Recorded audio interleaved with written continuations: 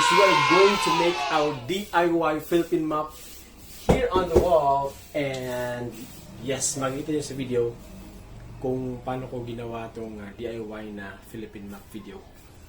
So I actually got these things here for the map. And yun, ididikit natin yan sa ating wall. Are you ready? Tara, let's go!